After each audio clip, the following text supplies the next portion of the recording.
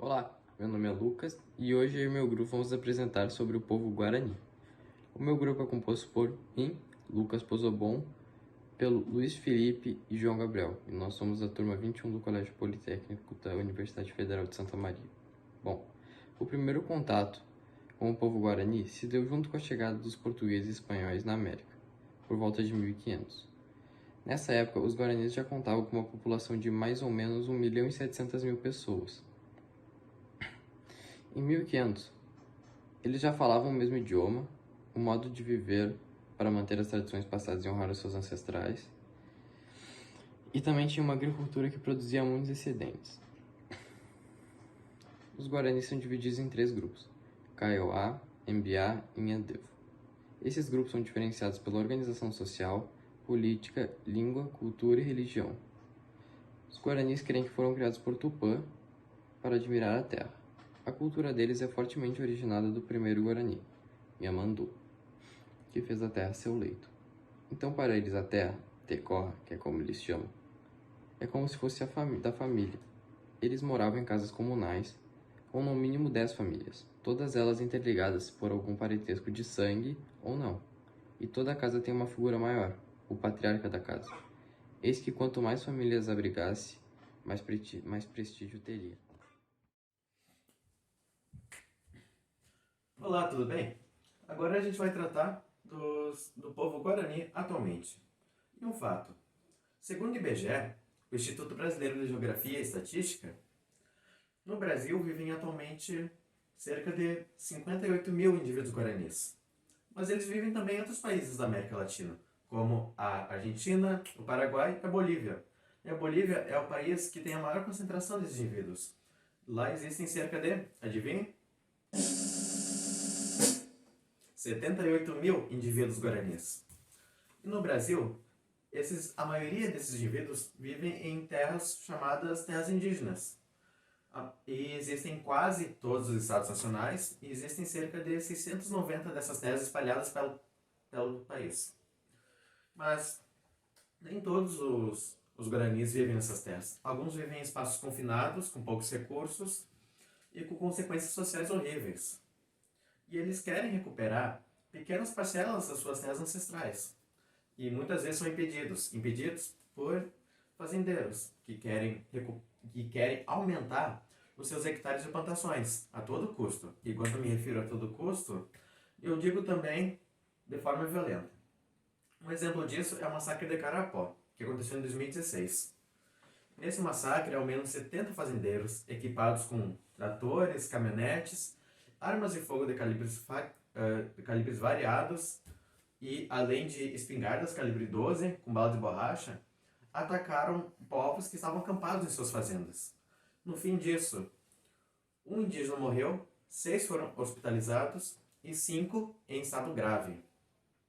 E foi um evento recente, relativamente recente. E é notável que o povo guarani e os indígenas, de um modo geral, perderam muito espaço e poder desde a chegada dos europeus, lá há muito tempo atrás. E é uma questão para se refletir também. Eu agradeço e essa foi a apresentação de João Gabriel Salcedo, Lucas Pronto Atendimento Diego Pozobon Araújo e Luiz Felipe Colares. Muito obrigado e fique em casa.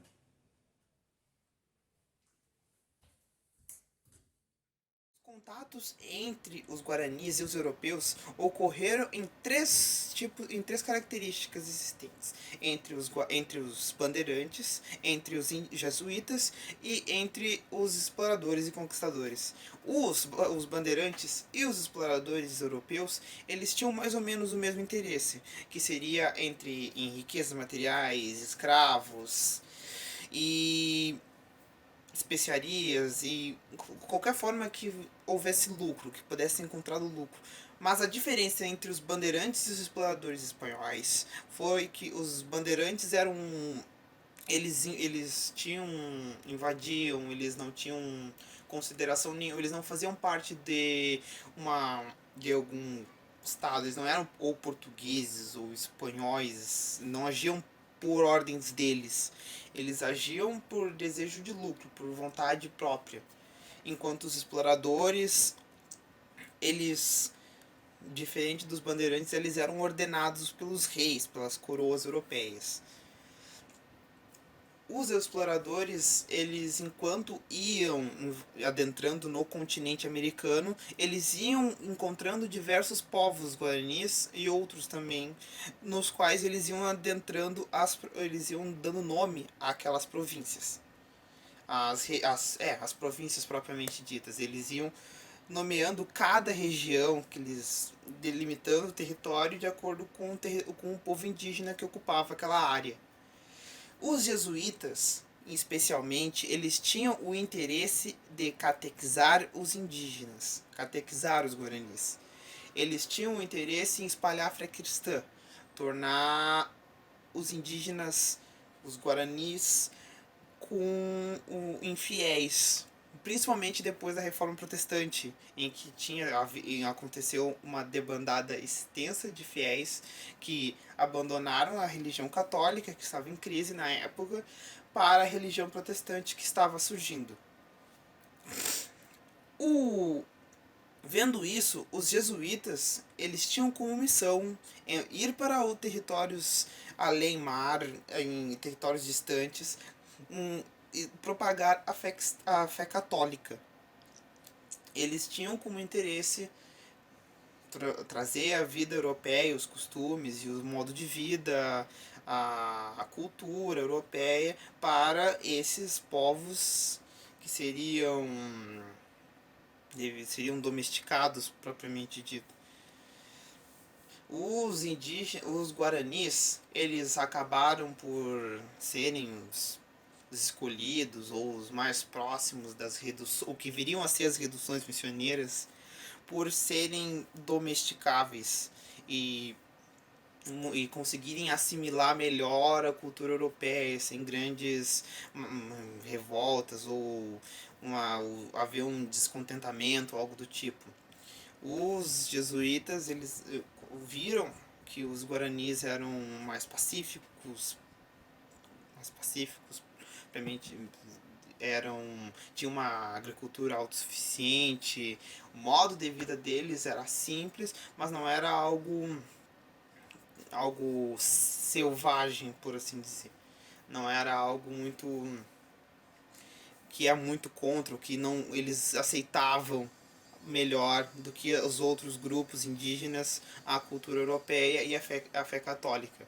O que atraiu a atenção dos jesuítas, que construíram as reduções, fizeram todo o projeto religioso na região sul, tanto do Brasil quanto na região do outro lado do Rio Uruguai, em várias fases das missões. A primeira fase, onde tiveram as missões do TAP, a do Rio Uruguai, as do Guairá, e futuramente onde teriam as reduções mais famosas.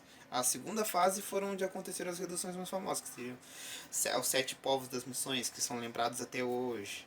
São trazidos na lembrança dos gaúchos, principalmente, mas também em outros povos.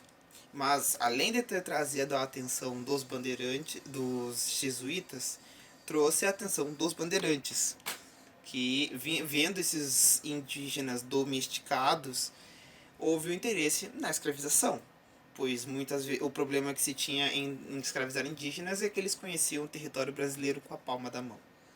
Eles tinham facilidade em escapar e se esconder nas matas. E vendo esse povo, esse gentil tranquilo, pacífico, domesticado dentro das reduções, aquilo ali se tornou um interesse a ser investido.